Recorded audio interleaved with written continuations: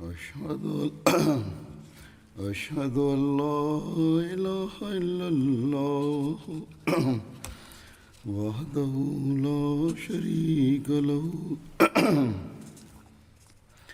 وأشهد أن محمدا عبده ورسوله أما بعد فأعوذ بالله من الشيطان الرجيم بسم الله الرحمن الرحيم الحمد لله رب العالمين الرحمن الرحيم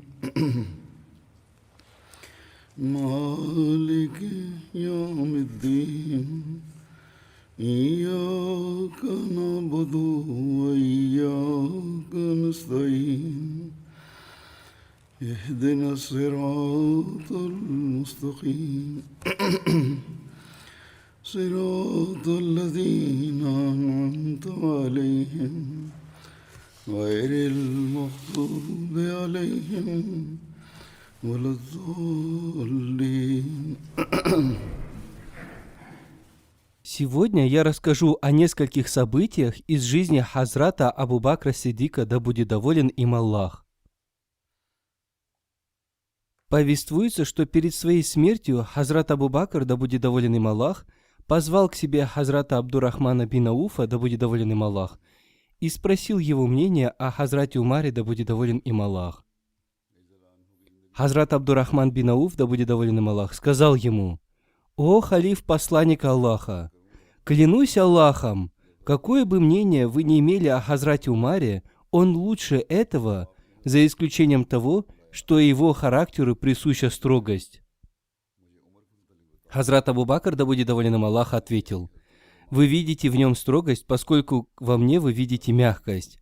Если ему будет вручена власть, он оставит все эти качества, поскольку я видел, что он всегда уговаривал меня в отношении тех людей, с которыми я порой поступал строго. Когда я поступал с кем-либо мягко, он уговаривал меня быть с ними построже». После этого Хазрат Абу Бакр, да будет доволен им Аллах, позвал к себе Хазрата Усмана бин Аффана, да будет доволен им Аллах, и спросил у него мнение о Хазрате Умаре. Хазрат Усман, да будет доволен им Аллах, сказал: «Внутри он лучше, чем внешне. Никто из нас не может быть подобным ему». Хазрат Абу Бакр, да будет доволен им Аллах, обратившись к ним обоим, сказал: «Не рассказывайте никому о том, о чем мы говорили. Если я отвергну Умара, то мой выбор пойдет на Усмана».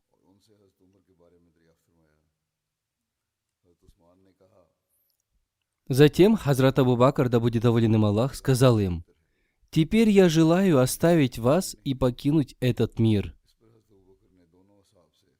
Во время последней болезни Хазрата Абу Бакра, да будет доволен им Аллах, к нему пришел Хазрат Талха бин Убайдулла, да будет доволен им Аллах. Обратившись к Хазрату Абу Бакру, да будет доволен им Аллах, он сказал: «Вы назначили Хазрата Умара халифом после себя. Вы знаете, как он относился к людям при вас, но что будет, если вся власть окажется в его руках? И как вы ответите владыке миров за свой народ?»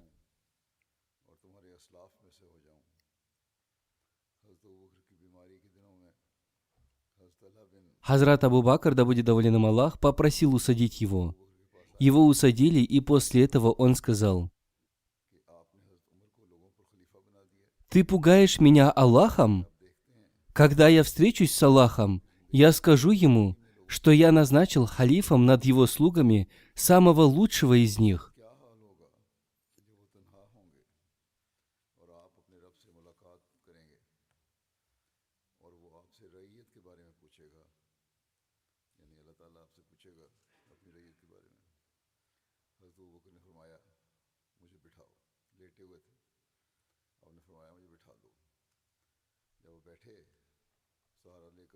Хазрат обетованный реформатор, основываясь на исторических книгах, написал: Когда пришло время смерти Хазрата Абу Бакра, он советовался со сподвижниками о том, кого назначить халифом. Многие сподвижники советовали ему Хазрата Умара, а некоторые возражали, говоря о том, что Хазрат Умар строг по своей натуре, и, возможно, он будет поступать с людьми строго. Хазрат Абу Бакр сказал им: «Эта его строгость будет до тех пор, пока на него не будут возложены обязанности халифа. А как только на него будут возложены эти обязанности, эта его строгость будет под контролем». И сподвижники согласились на халифат Умара. Состояние Хазрата Абу Бакра ухудшилось, и он, опираясь на свою супругу Асму, пришел в мечеть в таком положении, что его ноги и руки тряслись от слабости. Затем, обращаясь к мусульманам, он сказал: «Я в течение многих дней размышлял о том, кто после моей смерти будет вашим халифом, и после многих размышлений и вознесения мольбы я счел, что наилучшим будет назначить вашим халифом Хазрата Умара. Так что после моей смерти вашим халифом будет Хазрат Умар». Все мусульмане согласились принять его халифат, и после смерти Хазрата Абу Бакра они принесли баят, обет верности, Хазрату Умару.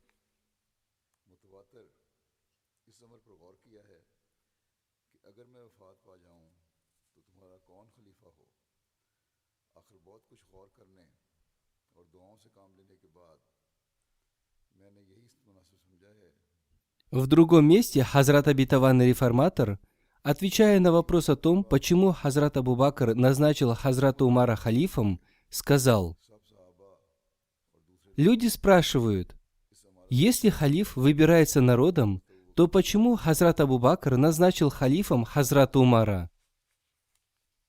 Ответом на это является то, что он не просто назначил его, а прежде всего он посоветовался со сподвижниками.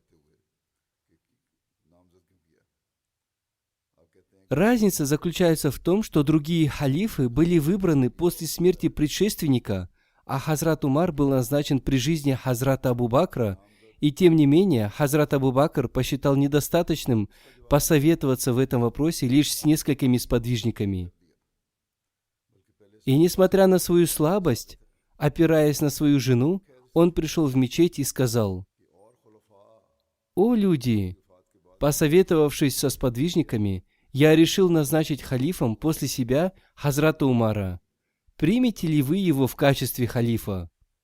И все люди дали свое согласие на это. И это тоже является выбором халифа.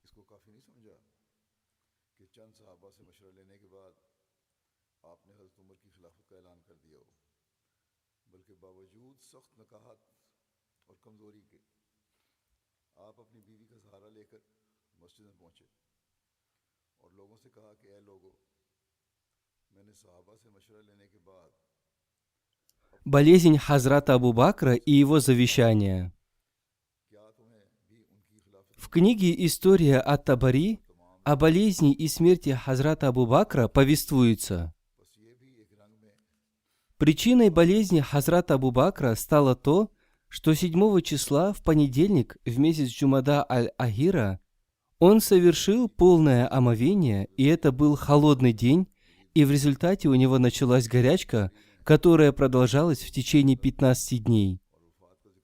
И из-за этого он настолько ослаб, что не мог ходить на намаз, и повелел возглавлять коллективный намаз Хазрату Умару. Люди приходили навещать его, и его здоровье день за днем ухудшалось. В эти дни Хазрат Абу Бакр находился в доме, который ему подарил посланник Аллаха, мир и благословение Аллаха да пребывают с ним. Этот дом находился напротив дома Хазрата Усмана ибн Аффана, и в дни болезни Хазрата Абу Бакра чаще всех навещал его Хазрат Усман. Его болезнь продолжалась 15 дней. Один человек сказал Хазрату Абу Бакру: «Не следует ли вам позвать лекаря?» Он ответил: «Он уже осмотрел меня и сказал: поистине, я делаю то, что пожелаю». Согласно другой версии, когда болезнь его усилилась, люди спросили Хазрата Абу Бакра: «Не следует ли вам позвать лекаря?» Он ответил: «Он уже осмотрел меня и сказал: я обязательно сделаю то, что я пожелаю». Это означает, что Всевышний Аллах решил призвать меня к себе, и поэтому нет необходимости в лекарях.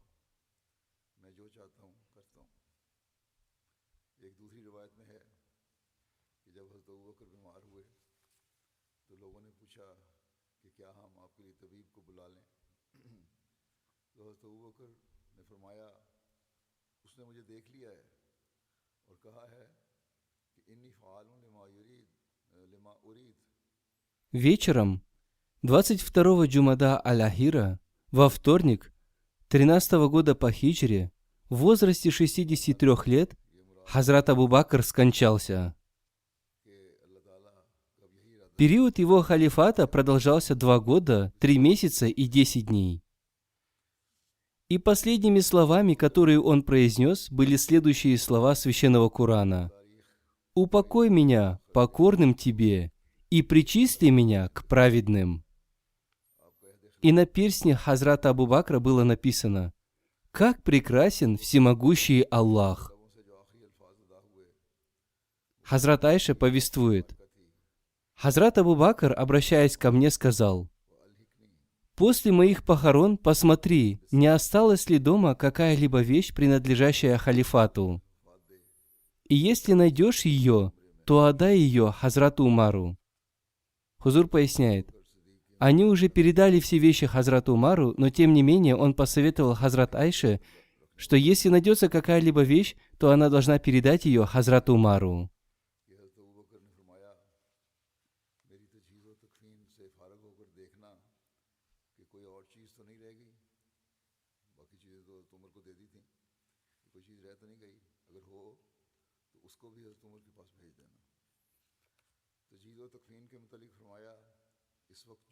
О похоронах Хазрата Абу Бакра.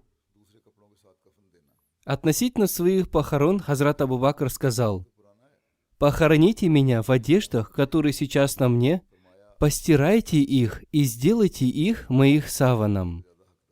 Хазрат Айша сказала: «Это же старые одежды, а для савана нужна новая ткань». Хазрат Абу Бакр ответил: «Живые люди более достойны носить новую одежду, чем мертвые, поэтому лучше, чтобы новую одежду носили живые». Хазрат Айша повествует, что Хазрат Абу Бакр завещал, чтобы омовение его тела совершила его супруга Хазрат Асма бинт Умайс. В омовении ей помогал сын Хазрата Абу Бакра Абдурахман.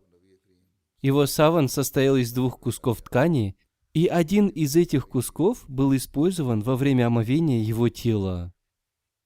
Согласно еще одной версии, его саван состоял из 3 кусков ткани, и после омовения его тела положили на кровать, которая принадлежала посланнику Аллаха, мир ему и благословение Аллаха, на которой спала Хазрат Айша, и на этой же кровати унесли его тело.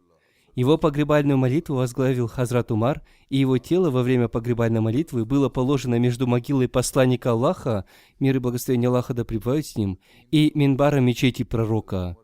И в эту ночь его похоронили в той же комнате рядом с могилой посланника Аллаха, мир и благословение Аллаха да пребывают с ним. Его голова расположена на уровне плеч посланника Аллаха, мир и благословение Аллаха да пребывают с ним. В его могилу спустились Хазрат Умар, Хазрат Усман бин Аффан и Хазрат Абдурахман бин Абу Бакр, чтобы похоронить тело Хазрата Абу Бакра.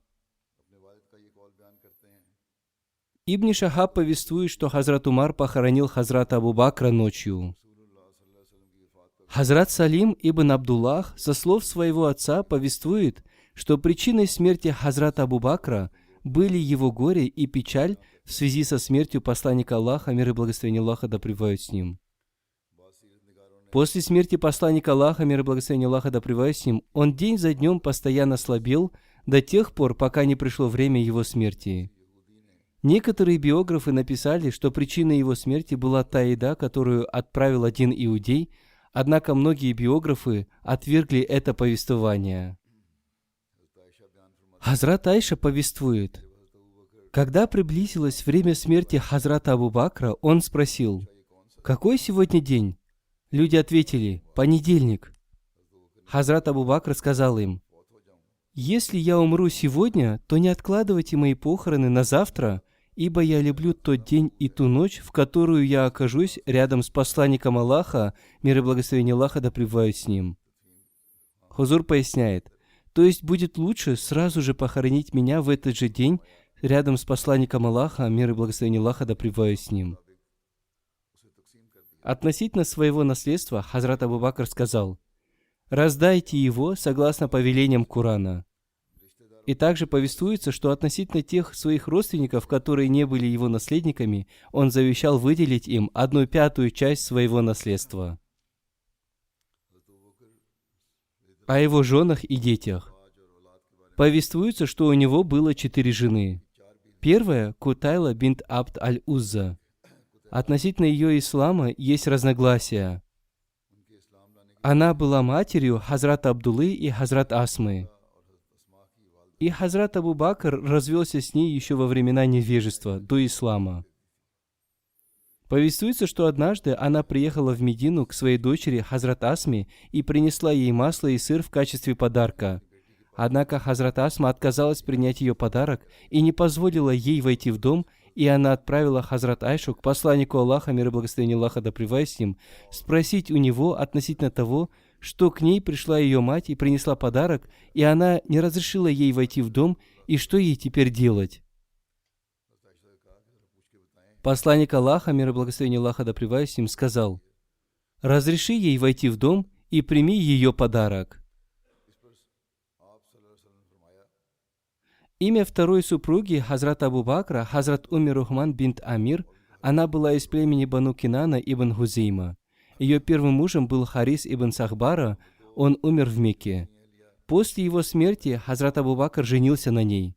Она приняла ислам в начальный период ислама, принесла баят, обет верности, и после этого переселилась в Медину.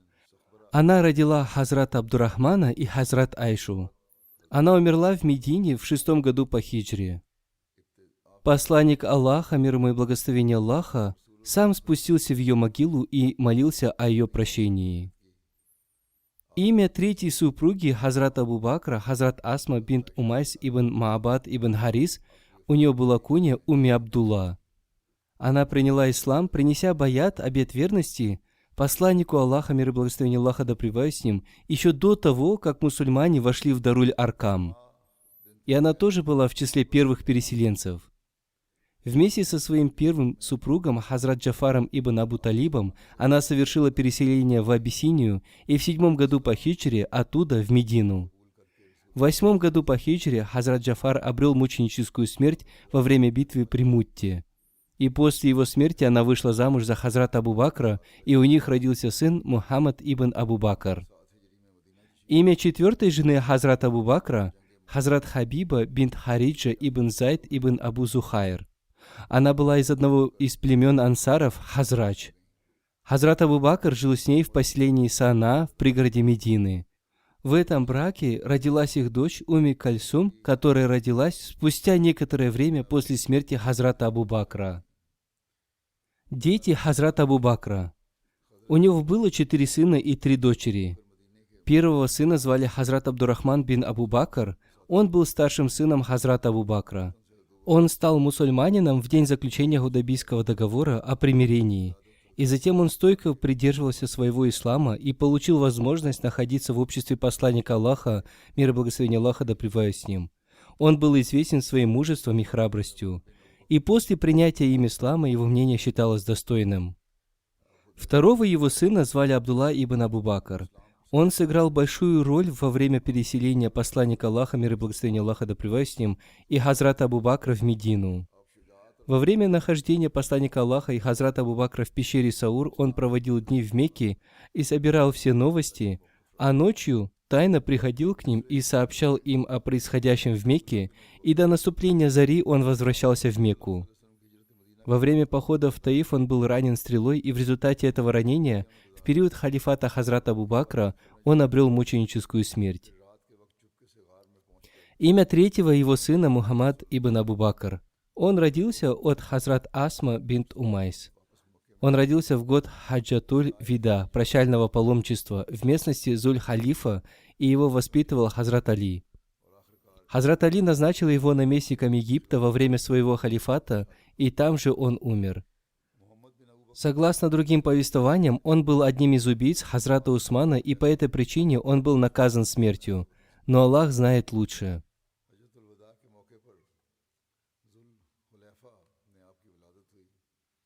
Четвертым ребенком Хазрата Абу Бакра была его дочь Хазрат Асма бинт Абу Бакр. Она известна по прозвищу Зат ан-Нитакайн, обладательница двух поясов. Она была старше Хазрат Айши, и посланник Аллаха, мир и благословение Аллаха да пребывает с ним, дал ей прозвище Зат ан-Нитакайн, обладательница двух поясов.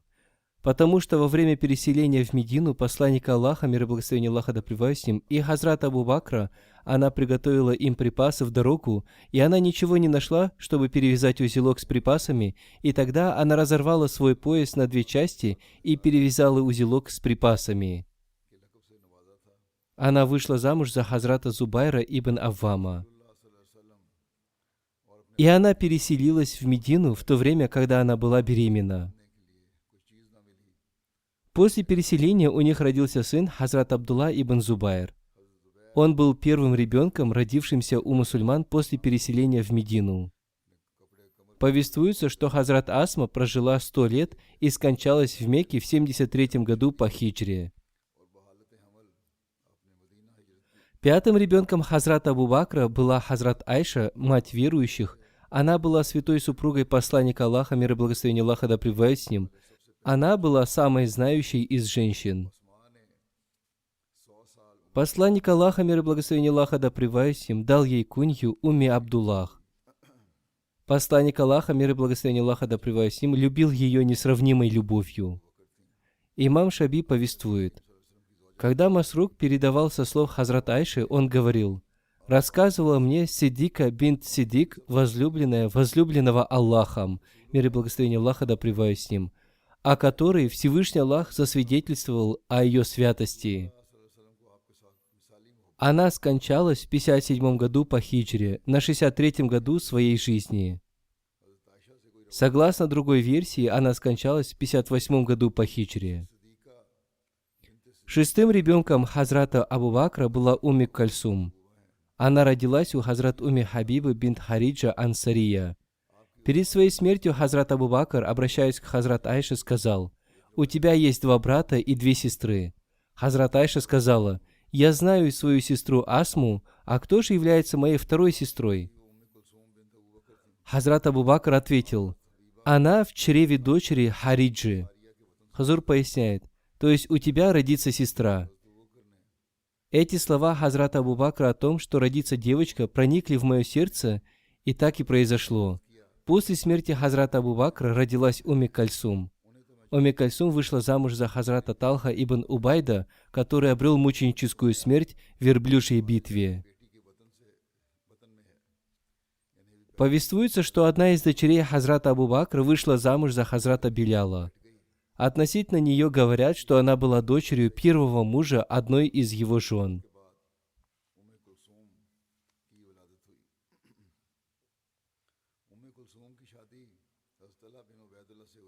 О системе управления Хазрата Абу Бакра.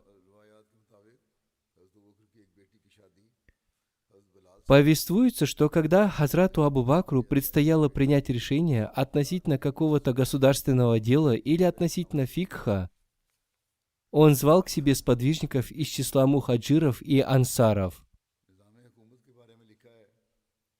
Хазрата Умара, Хазрата Усмана, Хазрата Али, Хазрата Абдурахмана бин Ауфа, Хазрата Муаза ибн Джабаля, Хазрата Абаи ибн Кааба и Хазрата Зайда бин Сабита. И иногда он собирал больше мухаджиров и ансаров. Хазрат обетованный реформатор, давая толкование слов «советуйся с ними», написал: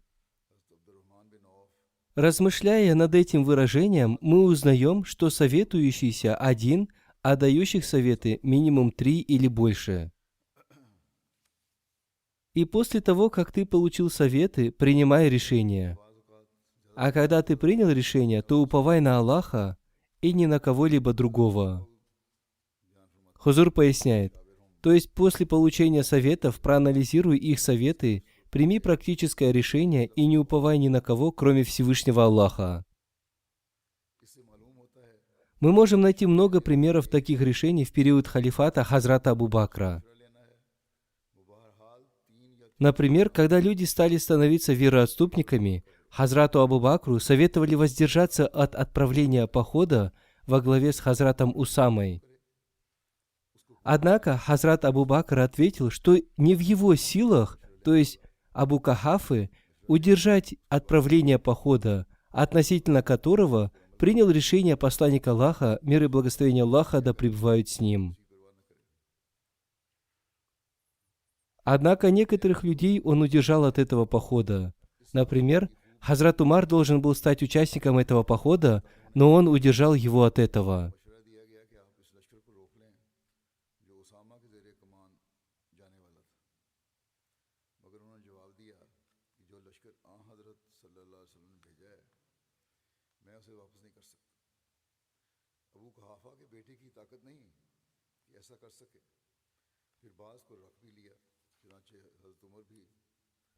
Затем Хазрату Абу Бакру советовали отказаться от сбора заката, чтобы удержать людей от вероотступничества. Но Хазрат Абу Бакр ответил, если во времена посланника Аллаха, мир и благословение Аллаха да пребывает с ним, они выплачивали закат в виде уздечки верблюда, то я возьму это у них. Даже если вы все остановите меня, и хищники джунглей вместе с вероотступниками будут против меня, то я буду вести войну против вероотступников один. И это является примером его твердой решимости, и то, что произошло в результате, вы знаете. Решение Хазрата Абу Бакра отличалось от советов людей. Но что произошло в результате? Всевышний Аллах открыл двери побед. Запомните, когда человек боится Всевышнего Аллаха, он никогда не впадет в страх перед людьми. В этом и состоит статус халифата.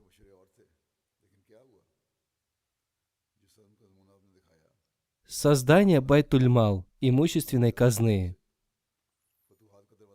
В благословенный период благородного посланника, мир и благословение Аллаха да пребывает с ним, имущество, которое приходило в качестве военных трофеев, фей, хумса и заката, посланник Аллаха, мир и благословение Аллаха да пребывает с ним, сразу же раздавал прямо в мечети.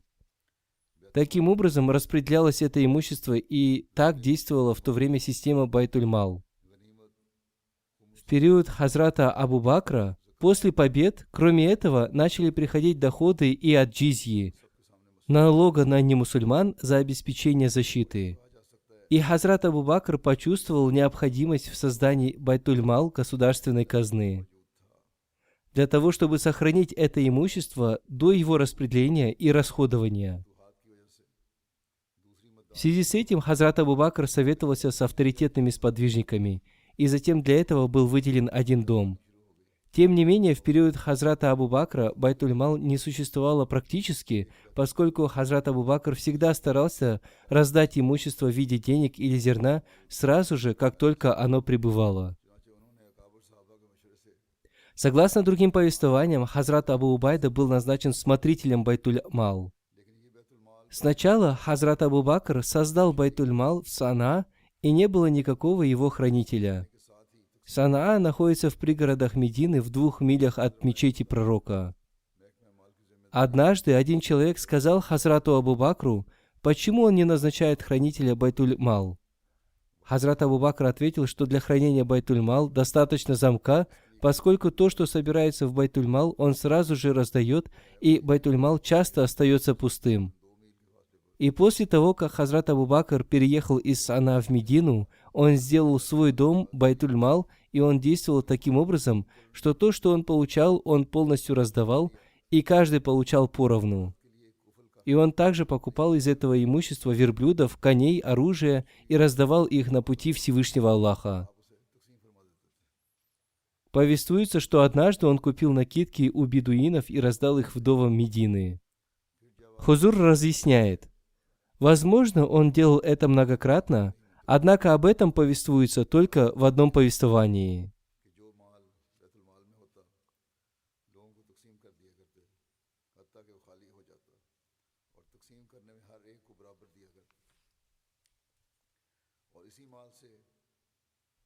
Назначение жалования Хазрату Абу Бакру из Байтуль-Мал.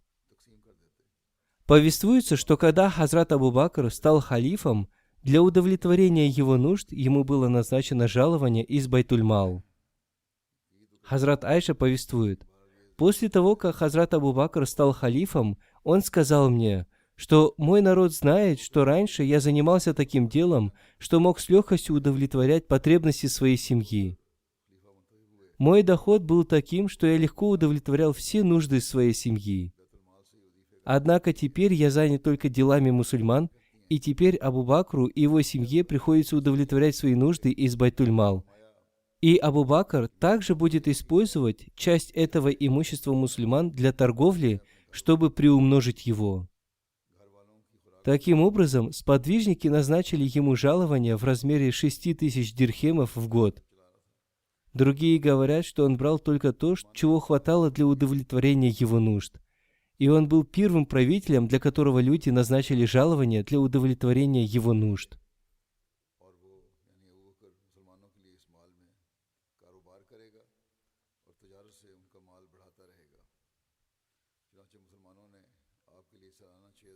В одном повествовании рассказывается, что после того, как Хазрат Абу Бакр стал халифом, однажды он пошел на базар, неся на своих плечах ткань для торговли.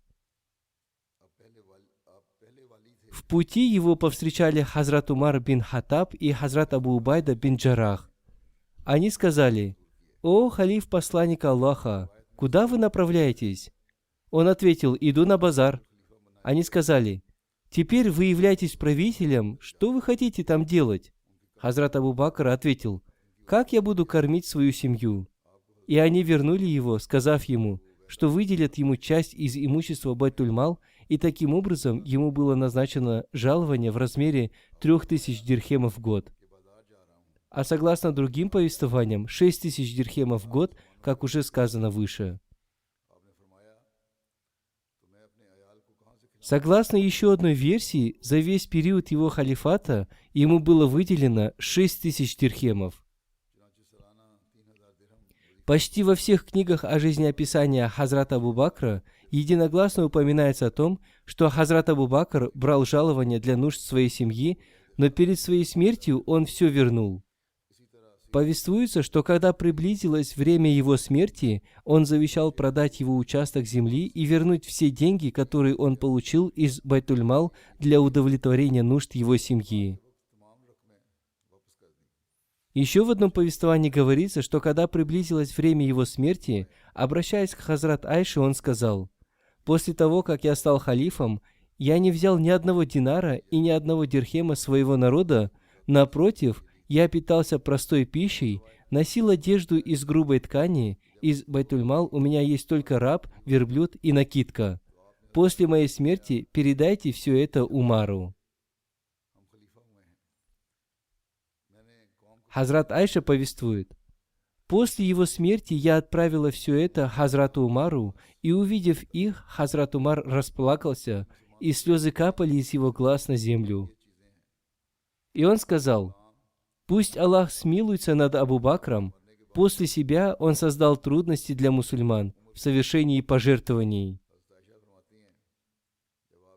После смерти Хазрата Абу Бакра, Хазрат Умар вместе с несколькими сподвижниками зашли в Байтуль-Мал, но не нашли в нем ни одного дирхема и ни одного динара. Он был совершенно пустым, поскольку Хазрат Абу Бакр все раздал.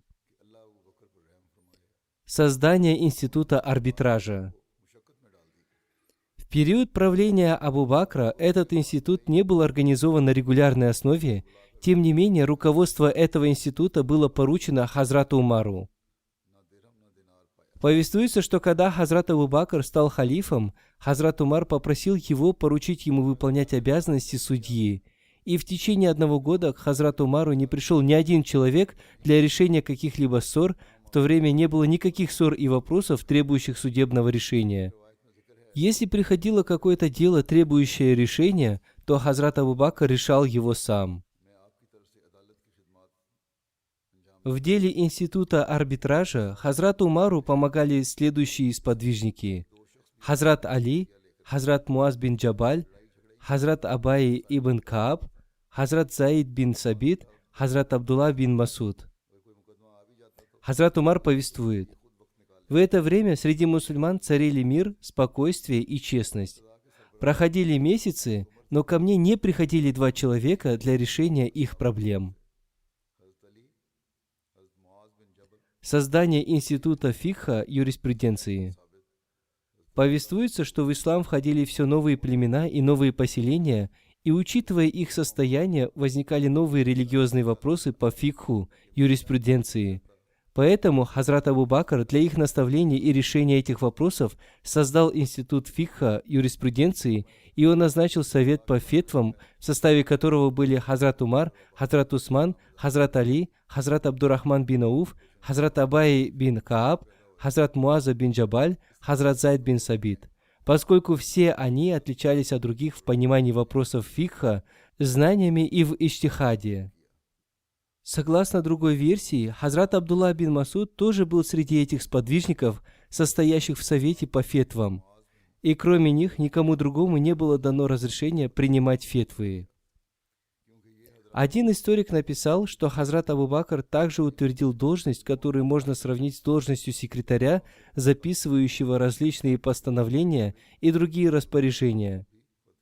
Система ведения реестра не была создана на постоянной основе, но были назначены люди, которые записывали распоряжения института халифата.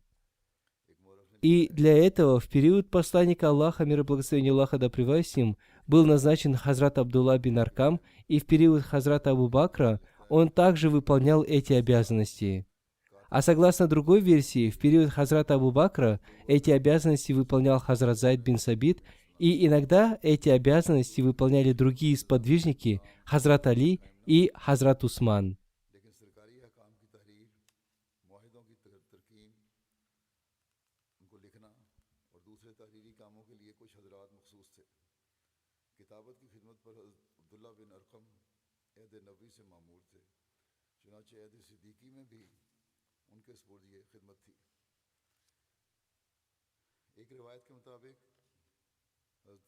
Об исламской армии.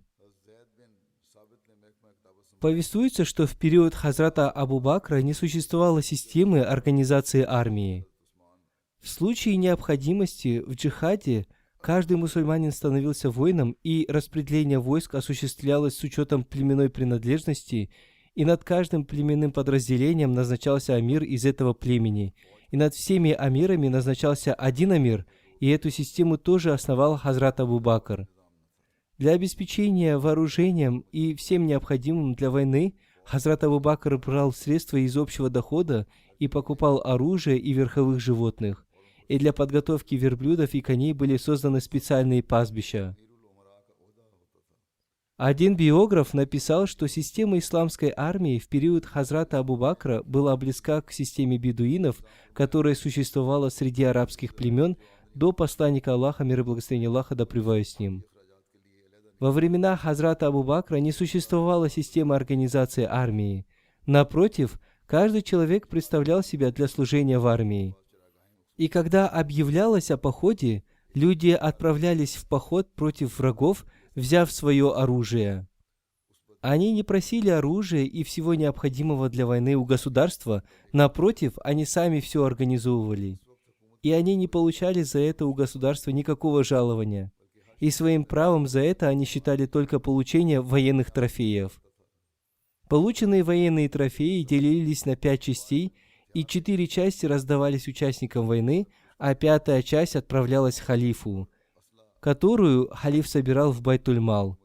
И из этой 5-й части удовлетворялись государственные нужды.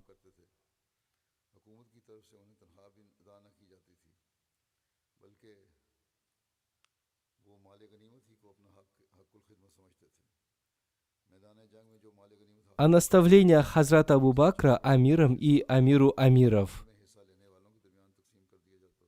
Повествуется, что Хазрат Абу Бакр давал наставления командующим войск. Обращаясь к войску Хазрата Усамы, он сказал: «Я наставляю вас выполнять 10 условий. Не будьте вероломны, не крадите из полученных трофеев, не нарушайте обещаний, не обезображивайте лица врагов, не убивайте детей, стариков, женщин, не рубите финиковых пальм, не сжигайте и не рубите плодовые деревья. Не режьте овец, коз, коров и верблюдов, кроме как в целях употребления их в пищу. Оставьте в покое тех, кто поставил себя служению религии. Не трогайте их, ибо они являются монахами. Если вы будете проходить мимо людей, которые подают вам разную пищу, ешьте ее с именем Всевышнего Аллаха. То есть, если они подадут вам пищу, ешьте ее, произнося бисмиллях, и это не будет для вас харамом запретным. Если вы встретите людей, постригших только макушки головы и с оставшимися длинными волосами по краям, то встречайте их с мечами, потому что они воевали против мусульман и совершали провокации против них. Отправляйтесь с именем Всевышнего Аллаха. Пусть Он защитит вас от всякого вида ранения, от всяких болезней и эпидемий чумы. Хазрат Абу Бакр также дал наставление Хазрата Язида ибн Абу Суфьяна перед его отправлением в Сирию. Об этом я рассказал в одной из своих предыдущих проповедей. И сейчас я хочу кратко напомнить о них. Эти наставления очень важны, и их следует запомнить каждому ответственному лицу. Наставляя Хазрата Язида, Хазрат Абу Бакр сказал: «Поистине я поручил тебе командование, чтобы испытать тебя. Если ты хорошо справишься с поставленной задачей, я верну тебя к твоей работе и еще добавлю тебе. А если ты будешь небрежен, я смещу тебя. Ты должен бояться Аллаха, потому что Он видит то, что у тебя внутри, так же, как видит Он то, что снаружи. Самые достойные перед Аллахом, наиболее преданные Ему, а ближе всех к Аллаху тот, кто больше всех старается приблизиться к Нему посредством благих дел. И остерегайся хулы и дурных дел времен невежества, ибо поистине Аллаху ненавистно невежество, и Его приверженцы, когда прибудешь к своим воинам, будь с ними в хороших отношениях, делай им добро первым и отвечай им добром на добро. Наставляя их, будь краток, потому что многословие мешает запоминанию. Будь праведным сам, и твои люди будут праведными». Хузур поясняет: если лидеры и ответственные лица улучшат себя, то люди сами исправятся. Совершай молитву в положенное время и должным образом, доводя до конца поясные и земные поклоны и проявляя смирение. А если придут к тебе посланцы врага, то окажи им почтение, однако не оставляй их в своем лагере надолго, чтобы они вышли, не успев ничего разузнать. Если ты оставишь их у себя надолго, они узнают твои слабые места, и им будет известно то же, что и тебе. Посади их среди своих воинов, однако запрети им разговаривать с ними. Говори с ними сам и не выдавай своих секретов, а иначе смешаются и придут в расстройство твои дела. Когда советуешься, будь честен и говори правду, и тогда получишь искренний совет, и ничего не скрывай от советчика, а иначе враг подберется к тебе и нападет неожиданно. Хузур говорит: как получать информацию? Вечером беседуй со своими товарищами, и тебе станет известно то, что доселе оставалось сокрытым от тебя. Пусть у тебя будет много охранников. Распредели их по лагерю, наблюдай за ними и проверяй, хорошо ли они справляются со своими обязанностями. Однако так, чтобы они не знали об этом. Обнаружив, что кто-то из них небрежен, взыщи с него и накажи его, однако не преувеличивай. Не бойся наказывать провинившегося и избегай попустительства. Не спеши излишне с наказанием и не наказывай сгоряча, но и немедли, проявляя нерешительность. Хузур поясняет, однако эти качества очень важны, то есть не спеши в принятии решения и наказания, и не оставляй без присмотра и без предупреждения. Постоянно следи за своими воинами, потому что иначе среди них распространится порок и нечестие. Не выслеживай их намеренно, чтобы опозорить их перед всеми. Не раскрывай никому их тайн, но ограничивайся очевидным и известным. Не сиди вместе с забавляющимися пустословами, но проводи время в обществе правдивых, надежных и честных людей. Встречай врага достойно и не проявляй трусости, а иначе твои люди тоже струсят. Остерегайся присваивать военные трофеи, ибо это лишь приблизит тебя к бедности и отдалит от победы. И вы встретите людей, которые обязали себя жить в уединении. Оставьте же их в покое и позвольте им заниматься тем, что они вменили себе в обязанность. Здесь содержится много наставлений, о которых я уже рассказывал. Как я уже сказал, эти наставления очень важны не только для воинов, но и для наших ответственных лиц, и они должны запомнить их, и тогда в их делах будет благословение. Как я уже сказал, я коротко рассказал об этом, чтобы напомнить о них нашим ответственным лицам.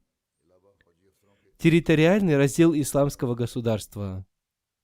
В период халифата Хазрата Абу Бакра исламское государство было разделено на провинции, и во главе этих провинций назначались наместники, а Медина была центром халифата. И Хазрат Абу Бакр, будучи халифом, управлял всеми наместниками. Как он назначал наместников? Хазрат Абу Бакр в этом вопросе поступал согласно сунне посланника Аллаха, мир и благословение Аллаха да пребывают с ним. Когда он назначал наместника над каким-либо народом, он обращал внимание на то, есть ли в народе добрые и праведные люди, и он назначал из них наместника. В Таифе и в некоторых других местах он назначил наместников из местных людей. И когда он назначал кого-то наместником, он записывал для них их обязанности и давал распоряжения, и даже указывал им путь следования к месту их назначения и указывал названия мест, через которые они должны были следовать. Однако он делал это в отношении тех мест, которые еще не находились под властью ислама. Эти его наставления мы абсолютно ясно видим во время завоевания Сирии, Ирака и войн против вероотступников. И иногда Хазрат Абу Бакр присоединял одну провинцию к другой, и он делал это после побед над вероотступниками. Например, Хазрат Зайд бин Лабид был наместником Хазармаута, и ему также было поручено управление Кинда, и таким образом он стал наместником Хазармаута и Кинда. Во время назначения наместников Хазрат Абу Бакр также учитывал их ислам и насколько долго они находились в обществе и воспитывались посланником Аллаха, мир и благословение Аллаха да пребывают с ним. Это было его главным предпочтением при назначении наместников. Хазрат Абу Бакр также не делал изменений в тех делах, которые были поручены посланникам Аллаха, мир и благословение Аллаха да пребывают с ним. Например, посланник Аллаха, мир и благословение Аллаха да пребывают с ним, назначил командующим одного похода Хазрата Усаму. Некоторые считали целесообразным и советовали ему назначить командующим другого сподвижника, старше его по возрасту. Однако Хазрат Абу Бакр не изменил решение посланника Аллаха, мир и благословение Аллаха да пребывают с ним. Хазрат Абу Бакр при назначении наместников также учитывал то, какой человек получил большую пользу от нахождения в обществе посланника Аллаха, мир и благословение Аллаха да пребывают с ним. И по этой причине часто Хазрат Абу Бакр поручал обязанности тем сподвижникам, которые были мусульманами еще до победы над Меккой. В этом вопросе он никогда не оказывался под влиянием своих чувств и предрассудков в отношении какого-либо племени и не оказывался под влиянием кумовства. И благодаря его строгому следованию этим принципам все наместники очень хорошо выполняли свои обязанности в служении исламу и мусульманам. Хазрат Абу Бакр при назначении наместников также проявлял уважение к мнению местных людей. Например, Хазрат Алла бин Хазарми был наместником в Бахрейне во время посланника Аллаха, мир и благословение Аллаха да пребывает с ним, и затем по каким-то причинам он был отправлен в другое место. В период Хазрата Абу Бакра Жители Бахрейна попросили его вернуть Хазрата Алла в Бахрейн, и Хазрат Абу Бакр вернул его в Бахрейн, назначив его наместником Бахрейна. Наставление Хазрата Абу Бакра наместником. Хазрат Абу Бакр также давал наставления наместникам при их назначении. В истории Ат-Табари повествуется, что, наставляя Амра ибн Аса и Валида ибн Укба, Хазрат Абу Бакр сказал: «Бойтесь Аллаха и внешне, и внутренне. Тому, кто боится Аллаха, Он устраивает выход и наделяет его оттуда, откуда он не надеется. Он удаляет грехи того, кто боится Его, и многократно вознаграждает его. Увещевание об избрании богобоязненности является самым лучшим из тех, которым люди увещевают друг друга. Вы отправляетесь по одному из путей Всевышнего Аллаха, и не будет достойным прощения ваше пренебрежение относительно укрепления религии и защиты государства. Вы не должны проявлять лень и пренебрежение». Хазрат Мастурат бин Шиддат повествует: «Я слышал из уст посланника Аллаха, мир и благословение Аллаха да пребывает с ним, что он сказал: наш наместник может взять себе одну супругу. Если у него нет слуги, то он может взять себе одного слугу. Если у него нет дома, то он может взять себе один дом». Хазрат Мастурат также передал, что он слышал слова Хазрата Абу Бакра, который сказал, что тот, кто возьмет больше этого, тот считается предателем или вором. Каким образом велось наблюдение за системой бухгалтерского учета наместников?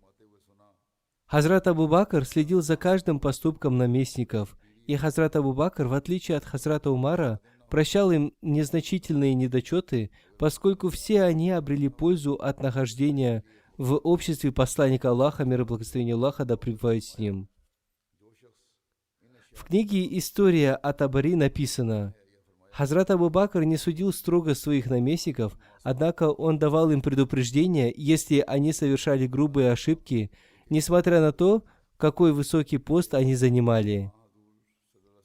Относительно Хазрата Мухаджира ибн Умайя сообщили, что он удалил зубы у одной женщины в наказание за оскорбление ею мусульман. И Хазрат Абу Бакр сразу же отправил ему письмо с предупреждением. Хазрат Абу Бакр не воздерживался от предупреждения даже в отношении Халида бин Валида, если он проявлял какое-то пренебрежение в выполнении своих обязанностей. Об обязанностях наместников. Хазрат Абу Бакр поручал обязанности всем наместникам и амирам всех провинций, городов и поселений. Одной из обязанностей наместников и их помощников был сбор заката и джизьи, налога с немусульман за обеспечение их защиты. Они на своих территориях собирали закат у богатых и распределяли его среди бедных. И они собирали джизью у немусульман и отправляли ее в Байтуль-Мал. И они выполняли эти обязанности с периода посланника Аллаха, мир и благословение Аллаха да пребывает с ним. Они обновили те договора, которые были заключены в период посланника Аллаха, мир и благословение Аллаха да пребывает с ним. Наместник Наджрана заново заключил с жителями Наджрана тот же договор, который они заключили с посланником Аллаха, мир и благословение Аллаха да пребывает с ним, потому что жители Наджрана, христиане, сами попросили его об этом. Наместники также обучали жителей своих территорий религии и проповедовали им ислам. Они учили людей в мечетях повелениям и учению ислама согласно сунне посланника Аллаха, мир и благословение Аллаха да пребывает с ним.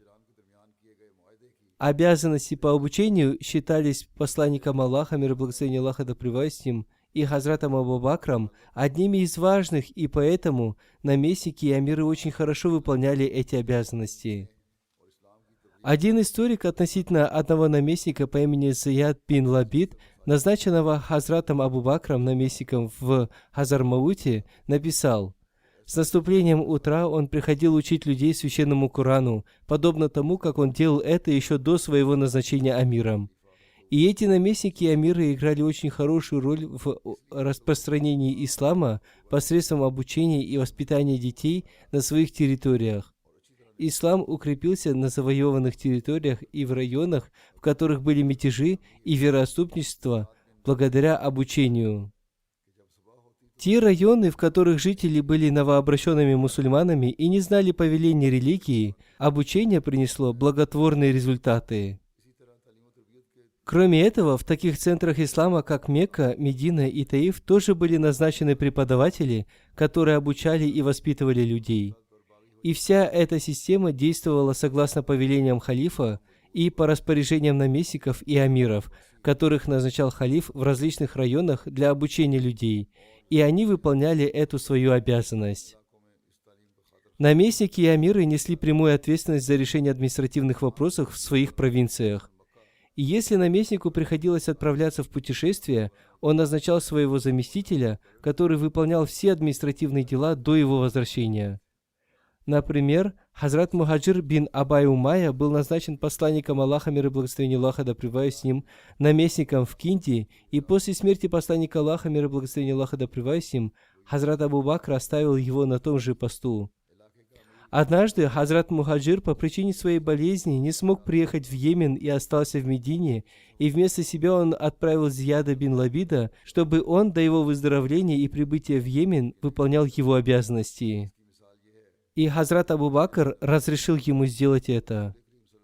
В Ираке Хазрат Халид бин Валид во время своего отсутствия в Хира назначал там своего заместителя до своего возвращения.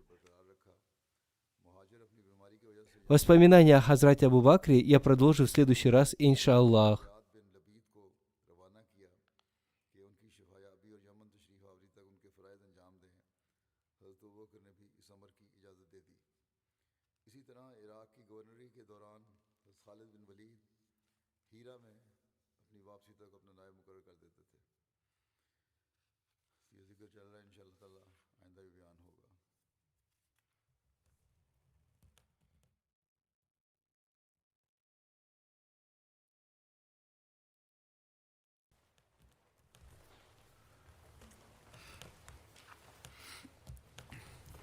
الحمد لله الحمد لله نحمده ونستعينه ونستغفره ونؤمن به ونتوكل عليه ونعوذ بالله من شرور أنفسنا ومن سيئات أعمالنا من يهده الله فلا مضل له ومن يضلله فلا هادي له ونشهد أن لا إله إلا الله ونشهد أن محمدا عبده ورسوله عباد الله رحمكم الله إن الله يأمر بالعدل والإحسان وإيتاء ذي القربى وينهى عن الفحشاء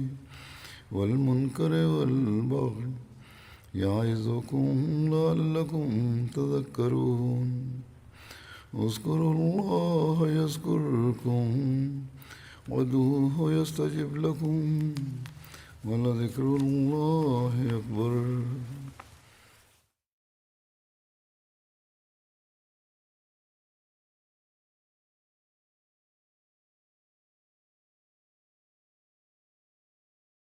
ما كان